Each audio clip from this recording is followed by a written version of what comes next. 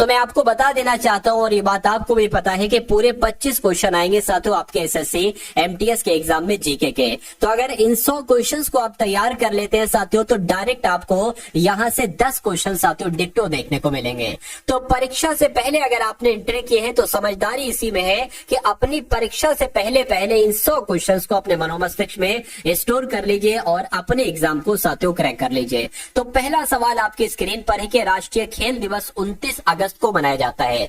तो ये किससे संबंधित है? देखिए, मेजर ध्यानचंद का जन्म हुआ था 29 अगस्त को, इसलिए इनके जन्म दिवस पर ही साथियों राष्ट्रीय खेल दिवस जो है वो 29 अगस्त को मनाया जाने लगा। उसके बाद देखिए आपसे एग्जाम में पूछा जाएगा कि मुद्रा राक्षस के रचयिता कौन है? तो विशाख दत्त की अगर बात करते हैं साथियों यही तो मुद्रा राक्षस के रचयिता है। उसके बाद देखिए एयर इंडिया का मुख्यालय कहां पर है? तो नई दिल्ली की अगर बात करते हैं साथियों नई दिल्ली में ही एयर इंडिया का मुख्यालय है। उसके बाद देखिए गुप्त साम्राज्य के संस्थापक कौन है मुझे बताइए। तो अगर आपका उत्तर यहाँ पर श्रीगुप्त है तो मैं कहूंगा आपका उत्तर बिल्कुल सही हो जाएगा। तो गुप्त साम्राज्य के संस्थापक कौन है? श्रीगुप्त हैं। आंसर जिनका सी तो बिल्कुल करेक्ट है। निम्नलिखित में से कौन सा नगर गुप्त वंश की राजधानी था? यानी कि गुप्त वंश की राजधानी की जब हम बात करते हैं तो पाटलिपुत्र नाम सबसे पहले आता है क्योंकि गुप्त वंश की राजधानी पाटलिपुत्र थी। उसके बाद देखिए एलोरा के कैलाश मंदिर का निर्माण किसके द्वारा किया गया था? तो कृष्ण प्रथम के द्वारा ही आप लोग ध्यान रखेंगे एलोरा के कैलाश मंदिर का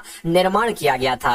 अगला सवाल है कि गीत गोविंद के रचयिता साथियों कौन है मुझे बताइए। देखिए अभी मैंने साथियों इसी सवाल को कम्युनिटी पोस्ट किया था और उसमें मैंने एक ऑप्शन दिया था शायद कालिदास का। तो ये समझ लीजिए साथियों 80% लोगों ने पता क्या चुना? कालिदास को चुना। क्या? कालिदास को चुना। तो यहाँ से आप लोग देख पा रहे हैं कि कंपटीशन कितना कम है। आपको डराया जाता है कि भाई इतने फॉर्म भरे गए, 50 लाख 30 लाख 60 लाख फॉर्म भरे गए, लेकिन असल मायनों में वो कंपटीशन वाले लड़के है ही नहीं साथियों। ये समझ लीजिए अगर किसी एग्जाम में 60 लाख फॉर्म भरे जा रहे हैं तो मैं कहूंगा साथियों 55 लाख इसमें से बिल्कुल ऐसे लड़के हैं जो उठकर फॉर्म परीक्षा देने चले जिनकी कोई तैयारी नहीं। तो आपको इनसे कंपटीशन की डरना ही नहीं है साथियों, ठीक है ना। उसमें से साथियों महज चंद लोगों ने ही जय देव एक तरीके से बताया था, ठीक है ना। और लगभग उस पोस्ट पर साथियों 40,000 वोट आए थे, यानी कि 40,000 लोगों ने जो है ना उस पर वोट दिए थे। खैर गीत गोविंद के रचयिता कौन है? तो जयदेव है, आप लोग ध्यान रखेंगे। अगला सवाल देखिए कि जो गुजरात के चालुक्य वंश है इसके संस्थापक कौन है? तो आप लोग ध्यान रखेंगे मूल राज प्रथम की जब हम बात करते हैं तो यही गुजरात के चालुक्य वंश के संस्थापक थे।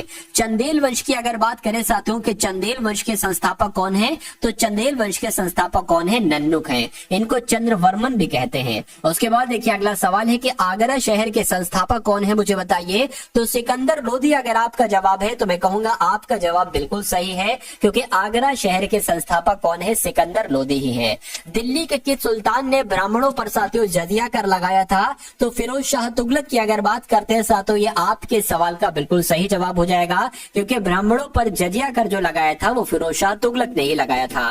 नेक्स्ट नंबर का सवाल है साथियों आपके स्क्रीन पर देखिए और मुझे बताइए कि भारत के किस मध्यकालीन शासक ने एकता व्यवस्था को प्रारंभ किया था? यानी कि इल्तुतमिश अगर आपका जवाब है तो मैं कहूंगा बिल्कुल सही है क्योंकि इल्तुतमिश ने ही एकता व्यवस्था की शुरुआत की थी। कुतुब मीनार का निर्माण साथियों पूरा किसने करवाया ये आपसे पूछा जा रहा है। देखिए पूरा किसने करवाया अगर आपसे सवाल पूछा जाए तो फिरोज शाह तुगलक, आपको बताने कि इनके द्वारा साथियों फिरोज शाह तुगलक के द्वारा कुतुब मीनार का निर्माण पूरा करवाया गया था। दिल्ली सल्तनत का सबसे बड़ा विस्तार किसके शासनकाल में देखा गया है? तो किसके शासनकाल में देखा गया है? मोहम्मद बिन तुगलक के शासनकाल में देखा गया है। ये आप लोग ध्यान रखेंगे। राइट आंसर जिनका ऑप्शन नंबर ए है बिल्कुल करेक्ट है। अगला सवाल है आपकी स्क्रीन पर कि जहांगीर ने किसके हत्यारे को पुरस्कृत किया था मुझे बताइए। तो किसके हत्यारे को पुरस्कृत किया था साथियों? वीर सिंह बुंदेला के हत्यारों को पुरस्कृत किया था। किसके द्वारा? जहांगीर के द्वारा किया गया था।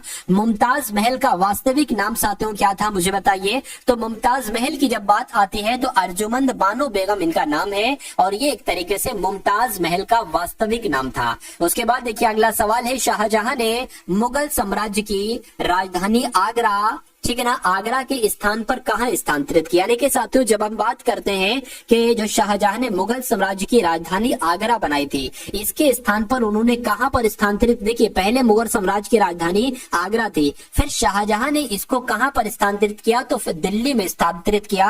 ये आप लोग साथियों ध्यान रखेंगे। उसके बाद देखिए किस मुगल बादशाह ने इलाही संवत के स्थान पर हिजरी संवत को चलाया, तो मैं कहूंगा शाहजहां की अगर बात करें, शाहजहां के द्वारा ही इलाही संवत के स्थान पर हिजरी संवत को चलाया गया। उसके बाद देखिए मुगल सम्राट जहांगीर ने कैप्टन हॉकिंस को किस उपाधि से सम्मानित किया था। देखिए साथियों ये वो सवाल है जो आपके एमटीएस के फेवरेट क्वेश्चन है, यानी कि एग्जामिनर जो एसएससी के एक तरीके से एसएससी के एग्जामिनेशन लेता है, उनके ये 100 के 100 क्वेश्चन साथियों फेवरेट हैं और वो हर एक शिफ्ट में यहां से सवाल डालता ही डालता है। तो ये पूरी जीके जीएस के, पूरी सामान्य ज्ञान के टॉप 100 क्वेश्चन है। मेरा मानना है अगर इन सवालों को आप पढ़ लेते, इनको देख लेते हैं, तो यहाँ से बहुत सारे सवाल आप अपने एग्जाम में, अपनी शिफ्ट में डायरेक्ट आपको देखने को मिलेंगे। तो इस चैनल पर अगर आप लोग नए हैं, टारगेट सिलेक्शन चैनल पर, तो इस चैनल को साथियों आप लोग सब्सक्राइब कर लीजिए। बेल आइकन पर अगर आपने क्लिक नहीं किया तो बेल आइकन पर क्लिक करके ऑल पर साथियों जरूर क्लिक कर लीजिएगा।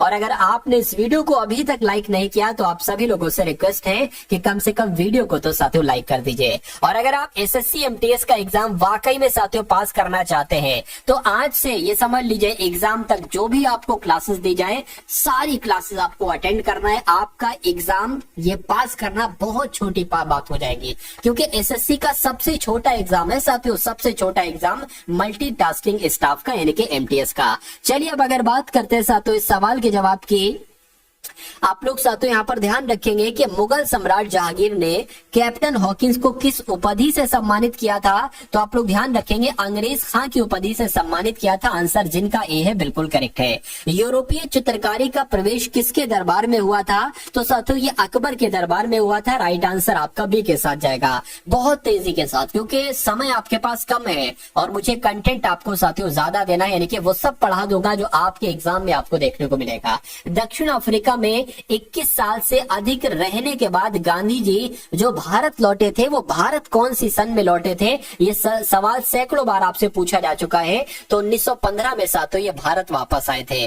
बुनियादी शिक्षा या वर्धा योजना को किसने दिया था, तो ये किसने दिया था साथियों, महात्मा गांधी जी के द्वारा ही बुनियादी शिक्षा या वर्धा योजना को दिया गया था। उसके बाद देखिए लंदन में पहला गोलमेज सम्मेलन किस वर्ष आयोजित किया गया था, तो अगर बात करते हैं साथियों लंदन की, आप लोग ध्यान रखेंगे 1930, यानी कि लंदन में जो पहला गोलमेज सम्मेलन के आयोजित किया था ये 1930 में आयोजित किया गया था। उसके बाद देखिए चंपारण सत्याग्रह निम्नलिखित में से किस वर्ष में शुरू किया गया था, मुझे बताइए। तो अगर बात करते हैं 1917 में क्या चंपारण सत्याग्रह शुरू किया गया था, तो मैं कहूंगा हाँ बिल्कुल, चंपारण सत्याग्रह 1917 में ही शुरू किया गया था। 1932 का पूना पैक्ट महात्मा गांधी और किसके बीच हुआ था साथियों, मुझे बताइए। तो आप लोग ध्यान रखेंगे भीमराव अंबेडकर और महात्मा गांधी जी के बीच 1932 का पूना पैक्ट हुआ था। अगला सवाल है आपकी स्क्रीन पर कि जो मध्य प्रदेश का पन्ना जिला है ये किस खनिज के लिए साथियों जाना जाता है, ये किस खनिज के लिए प्रसिद्ध है, मुझे बताइए। चलिए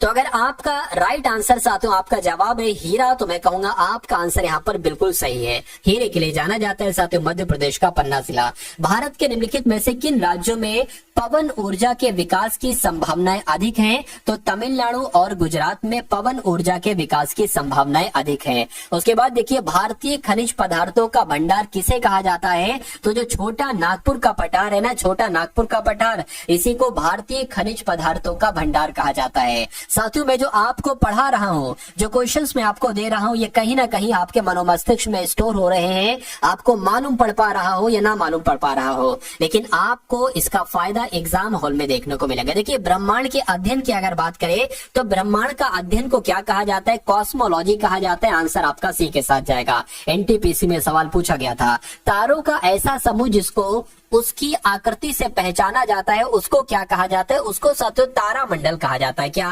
तारों का एक समूह होता है तारामंडल, इसको उसकी आकृति से पहचाना जाता है, तारामंडल की बात चल रही है। अगला सवाल देखिए अंतर्राष्ट्रीय चावल अनुसंधान संस्थान ये कहां पर स्थित है, तो ये मनीला में है। ये कहां पर है साथियों, ये मनीला में है। राइट आंसर जिनका ऑप्शन नंबर डी मैं कहूंगा बिल्कुल करेक्ट है। निम्नलिखित में से कौन सा विश्व का कॉफी पोर्ट कहलाया जाता है, तो अगर बात करते हैं साथियों सेंटोस को, आप लोग भी ध्यान रखेंगे सेंटोस की अगर बात करें साथियों, विश्व का कॉफी पोर्ट किसे कहा जाता है? सेंटोस को ही विश्व का कॉफी पोर्ट कहा जाता है। संविधान के किस भाग में मौलिक अधिकारों का उल्लेख किया गया है? तो अगर बात करें, आप लोग ध्यान रखेंगे, भाग 3। जब हम भाग 3 की बात करते हैं साथियों, मौलिक अधिकारों का उल्लेख जो किया गया वो भाग 3 में किया गया है। संविधान के किस अनुच्छेद में मौलिक अधिकारों का वर्णन किया गया है? तो मौलिक अधिकारों का जो वर्णन किया गया है वो अनुच्छेद 12 से लेकर अनुच्छेद 35 तक में किया गया है। मौलिक अधिकारों का वर्णन, ये बात आपको साथियों मालूम होना चाहिए। भारतीय संविधान में प्रारंभ में कितने मौलिक अधिकार दिए गए थे बताइए? तो अगर बात करते हैं साथियों, यहाँ पर आपका जवाब क्या हो सकता है? तो जो शुरुआत में दिए गए थे ना, वो 7 मौलिक अधिकार दिए गए थे, ठीक है ना, जिनका आंसर यहाँ पर डी मैं कहूंगा बिल्कुल करेक्ट है कि संविधान संशोधन के द्वारा संपत्ति के अधिकार को मौलिक अधिकारों की सूची से हटा दिया गया। मुझे बताइए। तो अगर बात करते हैं 44वां संविधान संशोधन के द्वारा, तो मैं कहूंगा हाँ बिल्कुल, 44वां संविधान संशोधन के द्वारा ही संपत्ति के अधिकार को मौलिक अधिकारों की सूची से हटा दिया गया और फिर 6 मौलिक अधिकार हो गए, 7वें को हटा दिया गया। नेक्स्ट नंबर का सवाल है कि स्वतंत्र भारत की पहली निर्वाचित संसद कब से अस्तित्व में आई? तो साथियों 1952 अस्तित्व में आई, यानी कि 1952 से ही स्वतंत्र भारत की पहली निर्वाचित संसद अस्तित्व में आई। ये आप लोग ध्यान रखेंगे। अगला सवाल है, संसद के 2 क्रमिक सत्रों के बीच अधिकतम कितना अंतराल होता है? तो कितना अंतराल होता है साथियों? 6 महीने का अंतराल होता है। ये आप लोग ध्यान रखेंगे। आंसर आपका जाएगा डी के साथ। अगला सवाल है, पूछा आपसे जा रहे हैं कि पहला लोकपाल विधेयक भारत की संसद में कब पेश किया गया? तो अगर आपका जवाब है 1968, तो मैं कहूंगा आपका जवाब बिल्कुल सही है। यानी कि अगर ये एग्जाम में सवाल आता है कि पहला लोकपाल विधेयक भारत की संसद में पेश किया गया कब, तो 1968 आपको बता के आगे बढ़ जाना है। भारतीय नागरिकता प्राप्त करने की शर्तें निर्धारित करने के लिए सक्षम प्राधिकारी कौन है? तो कौन है साथियों? मैं कहूंगा साथियों एक तरीके से संसद यहाँ पर राइट आंसर होगा, ठीक है ना। चलिए उसके बाद देखिए अगला सवाल है कि राज्यसभा का सबसे पहले जो गठन किया गया था वो कब किया गया था? तो आपका जवाब अगर 1952 है तो मैं कहूंगा आपका जवाब बिल्कुल सही। देखिए ये आपकी सुपर फास्ट क्लास है। ऐसा नहीं है इस क्लास में कि आपको क्वेश्चन दिखाया जाएगा, फिर 4 ऑप्शन पढ़े जाएंगे, उसके बाद 10 सेकंड आपको दिए जाएंगे। ऐसा यहाँ कुछ नहीं है।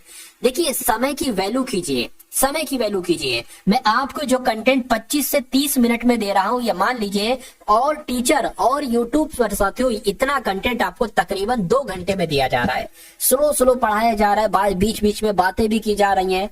वो तरीका नहीं सही है। देखिए आपको पढ़ना है, आप क्लास में आओ, आप पढ़ाई करो, आप कंटेंट लो, आपके मनोमस्तिष्क में चीजें स्टोर रहे, आप अपने एग्जाम देने जाओ, आपका एग्जाम क्रैक हो जाए, बस। और साथियों इससे बढ़कर मुझे क्या चाहिए? चलिए ठीक है ना। चलिए तो समय गंवाना साथियों, समय की अहमियत मैं बखूबी जानता हूं, इसलिए मैं आपके समय की बचत करना चाहता हूं, क्योंकि जितना समय आप बचा सकते हो उसमें उतने ज्यादा काम कर सकते हो, उतना ज्यादा आप साथियों पढ़ाई कर सकते हो, ठीक है ना। तो भारतीय संसद का उच्च सदन को क्या कहा जाता है? तो उच्च सदन जो होता है वो राज्यसभा को एक तरीके से उच्च सदन कहा जाता है। उसके बाद देखिए संविधान के किस अनुच्छेद के अंतर्गत राज्यसभा के गठन का प्रावधान किया गया है? तो अनुच्छेद 80 की जब हम बात करते हैं तो अनुच्छेद 80 के अंतर्गत ही राज्यसभा के गठन का प्रावधान किया गया है। अगला सवाल है, भारतीय संविधान का अनुच्छेद 80 राज्यसभा में सदस्यों की अधिकतम संख्या यानी कि कितनी संख्या को निर्धारित करता है? तो 250 संख्या को निर्धारित करता है, आप लोग ध्यान रखेंगे। उसके बाद देखिए अतिरिक्त न्यायाधीशों की नियुक्ति कहां पर की जाती है? तो कहां पर साथियों की जाती है? हाई कोर्ट में की जाती है, उच्च न्यायालय में की जाती है। यह आप सभी लोगों को यहाँ पर याद रखना है। उसके बाद अगर बात करते हैं अगले नंबर के सवाल की कि उच्च न्यायालय के न्यायमूर्ति के सेवानिवृत्ति की अधिकतम उम्र क्या होती है? यानी कि जो हाई कोर्ट के न्यायमूर्ति होते हैं इनकी जो रिटायरमेंट की साथियों एक तरीके से होती है ना, ये 62 वर्ष की आयु में रिटायर हो जाते हैं। कितने वर्ष की आयु में? 62 वर्ष की आयु में साथियों ये रिटायर हो जाते हैं। उसके बाद देखिए उच्च न्यायालय में बकाया कार्य को निपटाने के लिए राष्ट्रपति अपर न्यायाधीश की नियुक्ति कितने समय के लिए कर सकता है? तो कितने समय के लिए कर सकता है साथियों? 2 वर्ष के लिए कर सकता है। ये भी आप लोग ध्यान रखेंगे, आपके एग्जाम में आपसे पूछा जा सकता है। भारतीय संविधान के अंतर्गत कितने प्रकार के आपातकाल की बात की गई। तो आप सभी को मालूम होना चाहिए साथियों 3 प्रकार के आपातकाल हैं जो कि संविधान में साथियों जिक्र किया गया है, 3 प्रकार के आपातकाल की। उसके बाद देखिए भारत के संविधान के अनुच्छेद 352 में किससे संबंधित उपबंध है। यानी कि अगर बात करते हैं साथियों राष्ट्रीय आपातकाल की, तो राष्ट्रीय आपातकाल का जो जिक्र किया गया है वो अनुच्छेद 352 में किया गया है। उसके बाद देखिए संविधान के किस अनुच्छेद के तहत आपातकाल की उद्घोषणा राष्ट्रपति करते हैं। तो अनुच्छेद 352 की अगर बात करें साथियों इसके तहत ही आपातकाल की घोषणा कौन करते हैं, राष्ट्रपति करते हैं। ये भी आप लोग यहाँ पर याद रखेंगे। उसके बाद देखिए संविधान के किस अनुच्छेद के तहत राज्यों में संवैधानिक तंत्र के विफल होने पर राष्ट्रपति शासन लागू किया जाता है। यानी कि किस अनुच्छेद के तहत ऐसा किया जाता है, तो आप लोग ध्यान रखेंगे अनुच्छेद 356 के तहत ऐसा किया जाता है। भारत की पंचवर्षीय योजनाएं केंद्रीकृत आर्थिक और सामाजिक विकास कार्यक्रम थे जो कहां पर प्रचलित थे। तो साथियों ये कहां पर प्रचलित थे, आपसे अगर ये सवाल पूछा जाए तो सोवियत संघ आपको बता देना, यानी कि खाली जगह में क्या आएगा, सोवियत संघ आएगा। उसके बाद देखिए भारत में उदारीकरण, निजीकरण और वैश्वीकरण की शुरुआत जो की गई थी वो कब की गई थी, तो आप लोग ध्यान रखेंगे 1991 में की गई थी। उसके बाद देखिए सामुदायिक विकास कार्यक्रम का प्रारंभ किस वर्ष हुआ था, अगर आपसे सवाल ये पूछा जाता है तो आप लोग ध्यान रखेंगे 1952 में ही सामुदायिक विकास कार्यक्रम की शुरुआत हुई थी। आंसर आपका बी के साथ। मेक इन इंडिया कार्यक्रम की अगर बात करते हैं साथियों यहाँ पर देखिए मेक इन इंडिया कार्यक्रम का लोगो साथियों क्या है, तो एक शेर जो है ना साथियों लोगो में क्या बना हुआ है, शेर बना हुआ है, इसलिए सही जवाब आपका ए के साथ जाएगा। अगला सवाल देखिए कि पंचधारा योजना किससे संबंधित है। तो पंचधारा योजना की अगर बात करते हैं कि नदी जल प्रबंधन से संबंधित है, मैं कहूंगा हाँ पंचधारा योजना नदी जल प्रबंधन से ही संबंधित है। उसके बाद देखिए राष्ट्रीय ग्रामीण स्वास्थ्य मिशन कब शुरू किया गया, तो ये कब शुरू किया गया साथियों, अप्रैल 2005 में शुरू किया गया। ये आप लोग ध्यान रखेंगे। राइट आंसर आपका जो जाएगा वो ऑप्शन नंबर डी के साथ जाएगा। अगला सवाल है आपके स्क्रीन पर कि चुंबकीय फ्लक्स घनत्व की इकाई क्या है, मुझे बताइए। चलिए तो अगर बात करते हैं साथियों टेस्ला की, तो टेस्ला आपका बिल्कुल राइट आंसर हो जाएगा क्योंकि चुंबकीय फ्लक्स घनत्व इकाई क्या है, टेस्ला ही है। अगला सवाल है एक प्रकाश वर्ष क्या मापता है, तो प्रकाश वर्ष के द्वारा क्या मापा जाता है साथियों, दूरी ही तो मापी जाती है, क्या दूरी मापी जाती है, इसलिए राइट आंसर आपका जाएगा ऑप्शन नंबर बी के साथ। अगला सवाल है कि इनमें से कौन सा जीव अपने शिकार को पकड़ने के लिए अल्ट्रासोनिक ध्वनि का प्रयोग करता है, मुझे बताइए। देखिए साथियों यहाँ पर आपके अगर हम बात करते हैं एसएससी एमटीएस एग्जाम की, क्या है एसएससी एमटीएस एग्जाम की बात करेंगे तो आप सभी लोग बहुत अच्छे से जानते हैं कि आपके एग्जाम के लिए इस बार जीएस और इस बार साथियों इंग्लिश का क्या रोल है, बहुत अहम रोल है साथियों। 25 सवाल आएंगे जीएस प्लस करंट अफेयर के और 25 सवाल आएंगे साथियों इंग्लिश के। तो उसके अलावा अगर बात करते हैं रीजनिंग के भी क्वेश्चन आएंगे 20 क्वेश्चन तकरीबन, और मैथ के भी साथियों 20 क्वेश्चन आएंगे। तो यहाँ पर अगर बात करें साथियों आपके लिए एक ऐसा मॉडल पेपर तैयार किया जा रहा है और उसमें से कुछ मॉडल पेपर तैयार भी किए जा चुके हैं। उसमें आपको साथियों सबसे पहले जीएस के 25 क्वेश्चन, उसके बाद इंग्लिश के 25 क्वेश्चन, वैसे ही साथियों इन 50 क्वेश्चन का लेवल रहेगा, हूबहू वही क्वेश्चन साथियों लेंगे जो आपके एग्जाम में आपको साथियों देखने को मिलेंगे, ठीक है ना। उसके अलावा साथियों रीजनिंग के बेस्ट कॉन्सेप्ट और मैथ के वो बेस्ट कॉन्सेप्ट जो डायरेक्ट आपको एग्जाम में देखने को मिलेंगे। तो साथियों एग्जाम तक अगर अपने एग्जाम तक आप टारगेट सिलेक्शन के हर एक क्लास लेते हैं जो एमटीएस से रिलेटिव मैं बनाऊं, अगर उनको देखते हैं तो मेरा मानना है साथियों मैं आपसे वादा कर सकता हूं कि सिलेक्शन आपका कहीं नहीं जाएगा। यानी कि जो आपका हक है, सिलेक्शन आपका हक है, वो आपको हर हालत में मिलकर रहेगा। खैर अब हम लोग बात करें साथियों इसकी, तो आप लोग ध्यान रखेंगे वो कौन सा जीव होता है जो अपने शिकार को पकड़ने के लिए अल्ट्रासोनिक ध्वनि का प्रयोग करता है। तो साथियों चमगादड़ वो जीव होता है जो अपने शिकार को पकड़ने के लिए कौन सी ध्वनि का प्रयोग करता है, अल्ट्रासोनिक ध्वनि का प्रयोग करता है। ध्वनि किसके माध्यम से यात्रा नहीं कर सकती, देखिए ध्वनि की अगर बात करते हैं तो ध्वनि निर्वात में यात्रा नहीं कर सकती, इसलिए राइट आंसर आपका जाएगा ऑप्शन नंबर ए के साथ। अगला सवाल है मनुष्यों के लिए ध्वनि की श्रव्य सीमा क्या होती है। तो मनुष्यों के लिए साथियों 20 हर्ट्ज से लेकर 20 किलो हर्ट्ज तक की होती है, मनुष्यों के लिए ध्वनि की श्रव्य सीमा होती है। उसके बाद देखिए अगला सवाल है साथियों फुलमिनोलॉजी किसका अध्ययन है। तो अगर बात बात करते हैं साथियों फुलमिनोलॉजी की, तो आकाशीय बिजली के अध्ययन को क्या कहा जाता है? फुलमिनोलॉजी कहा जाता है। ये आप लोग ध्यान रखेंगे, इंपॉर्टेंट क्वेश्चन है, आंसर आपका भी के साथ जाएगा।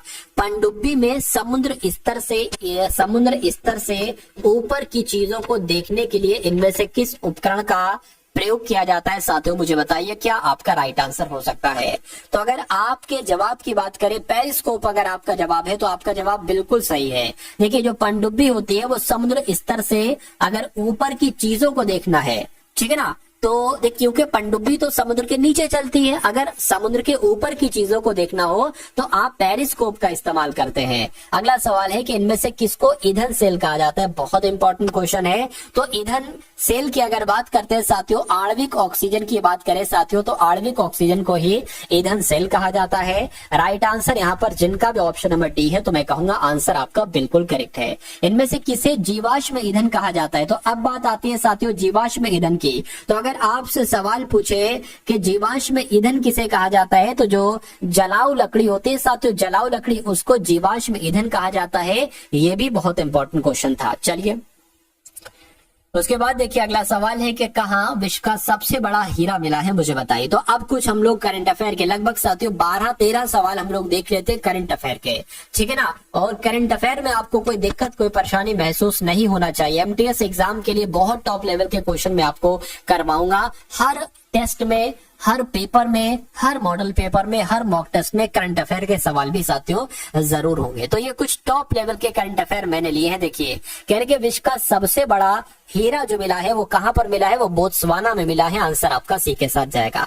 उसके बाद अगर बात करें कुछ इंपॉर्टेंट चीज आप लोग ध्यान रख लेंगे, कनाडा की एक खनन फर्म ने बोत्सवाना के करोवा माइन में 2492 कैरेट का हीरा खोजा है, जो विश्व का दूसरा सबसे बड़ा हीरा है।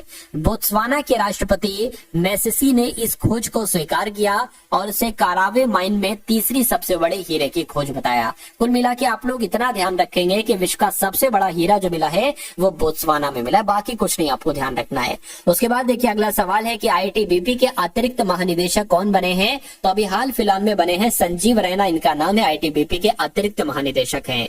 दक्षिण भारत का पहला आदिवासी पुस्तकालय कानू ये कहां पर खुलेगा? तो ये कर्नाटक में खुलेगा। ये कहां पर खुलेगा साथियों? कर्नाटक में खुलेगा। किस कंपनी के संस्थापक और सीईओ पावेल ध्रुव को गिरफ्तार किया गया है? तो अगर बात करते हैं टेलीग्राम के हैं ये, और टेलीग्राम के सीईओ और इनको गिरफ्तार किया गया है। ये कोई खास जानकारी नहीं, आप लोग पढ़ने को पढ़ लो। मैसेजिंग एप्लीकेशन है ये टेलीग्राम, इसके संस्थापक और सीईओ चीफ एग्जीक्यूटिव ऑफिसर यानी कि पावेल ध्रुव को कल पेरिस के बाहर, कल नहीं होना चाहिए था, कुछ दिन हो गए इसको, पेरिस के बाहर बारगेट हवाई अड्डे पर गिरफ्तार किया गया। फ्रांसीसी अधिकारियों ने कहा कि ड्यूरोव की गिरफ्तारी टेलीग्राम प्लेटफॉर्म से जुड़े अपराधों से संबंधित वारंट के तहत की गई। इसको भी ध्यान नहीं रखना है, याद आपको सिर्फ इतनी बात रखना है। अगला सवाल है प्रधानमंत्री मोदी ने किस देश को भीष्म क्यूब्स भेंट किए हैं? तो किस देश की बात चल रही है? यूक्रेन की बात चल रही है। यूक्रेन आपका सही जवाब हो जाएगा। किस देश में राइट टू डिस्कनेक्ट कानून लागू होने वाला है? तो कहाँ लागू होने वाला है? ऑस्ट्रेलिया में लागू होने वाला है, यह भी आप लोग ध्यान रखेंगे। टेक्सास आर्थिक विकास निगम के अध्यक्ष कौन बने हैं? तो साथियों अरुण अग्रवाल की अगर बात करें, टेक्सास आर्थिक विकास निगम के अध्यक्ष अरुण अग्रवाल ही बने हैं। उसके बाद देखिए यूनिफाइड पेंशन स्कीम लागू करने वाला पहला राज्य कौन सा है? तो महाराष्ट्र है, ये भी आप लोग ध्यान रखेंगे। उसके बाद देखिए केंद्र शासित प्रदेश लद्दाख में कितने नए जिले बनाने की घोषणा की गई है? तो कितने नए जिले बनाने की घोषणा की गई है? 5 नए जिले बनाने की घोषणा की गई है। उसके बाद देखिए साथियों मोदी सरकार ने लद्दाख में 5 नए जिले बनाने की घोषणा की है। अमित शाह के मुताबिक लद्दाख में 5 नए जिले जास्कर, द्रास, शाम, नुब्रा और चांगथंग बनाए जाएंगे। अगला सवाल है कि तन्वी पात्रे ने बैडमिंटन एशिया चैंपियनशिप अंडर 15 में कौन सा पदक जीता है? तो इन्होंने तो साथियों स्वर्ण पदक जीता है। कौन सा पदक जीता है? इन्होंने स्वर्ण पदक जीता है। उसके बाद देखिए किस राज्य के पूर्व मुख्यमंत्री सालसेंग सी मारक का निधन हुआ है? तो किसकी बात चल रही है साथियों? मेघालय के पूर्व मुख्यमंत्री सालसेंग की बात चल रही, इनका भी हाल फिलहाल में निधन हुआ है। एशियाई सर्फिंग चैंपियनशिप 2024 में भारतीय टीम ने कौन सा पदक जीता है? तो अगर बात करते हैं भारतीय टीम ने कौन सा पदक जीता है, तो रजत पदक जीता है साथियों, आप लोग यहाँ पर ध्यान रखेंगे। उसके बाद अगर बात करते हैं नेक्स्ट नंबर के सवाल की कि किसको कोशिका की प्रोटीन की फैक्ट्री के रूप में जाना जाता है, मुझे बताइए। तो अगर बात करते हैं यहाँ पर साथियों राइबोसोम की, तो राइबोसोम को कोशिका की प्रोटीन की फैक्ट्री के रूप में जाना जाता है। बहुत इंपॉर्टेंट क्वेश्चन आपके एग्जाम के लिए। कोशिका का शक्ति ग्रह यानी कि कोशिका का पावर हाउस किसे कहा जाता है? तो अगर बात करते हैं साथियों कोशिका का पावर हाउस किसे कहा जाता है, अगर ये सवाल आपसे पूछा जाए तो आपका जवाब क्या होगा? क्वेश्चन बहुत इंपॉर्टेंट है। पावर हाउस आ जाए या शक्ति ग्रह आ जाए साथियों, आपको ध्यान रखना है कि कोशिका का जो शक्ति ग्रह पावर हाउस है वो किसे कहा जाता है? सूत्र कणिका को कहा जाता है। अगर सूत्र कणिका की जगह साथियों माइटोकॉन्ड्रिया आ जाए तब भी आपको साथियों लगा देना है उसको। अगला सवाल है कि इनमें से प्रति ग्राम प्रोटीन की मात्रा सबसे अधिक, यानी कि इनमें से किसमें साथियों प्रोटीन की मात्रा सबसे अधिक होती है? तो ये बात तो आप लोग भी जानते हैं कि सोयाबीन में प्रोटीन की मात्रा सबसे अधिक होती है, इसलिए जिनका आंसर यहाँ पर है ऑप्शन नंबर बी, मैं कहूंगा बिल्कुल करेक्ट है। अगला सवाल है आपकी स्क्रीन पर कि निम्नलिखित में से जायद की फसल इनमें से कौन सी है? बताइए। देखिए चावल, कपास, गेहूं ये जायद की फसल नहीं है, लेकिन खरबूजे की अगर बात करते हैं तो ये आपकी जायद की फसल ही है। उसके बाद देखिए रबी की फसल की कटाई साथियों कहां पर होती है? तो रबी की फसल की कटाई की अगर बात करें साथियों कब होती है आपसे पूछा जा रहा है, तो मार्च जून में होती है रबी की फसल की कटाई। उसके बाद देखिए अगला सवाल है आपकी स्क्रीन पर। उसके बाद देखिए साथियों निम्नलिखित में से कौन सी खरीफ की फसल है, मुझे बताइए। निम्नलिखित में से खरीफ की फसल की अगर बात करें तो यहाँ पर जूट आप लोग ध्यान रखेंगे, जो जूट है ना, जूट ये साथियों खरीफ की फसल है।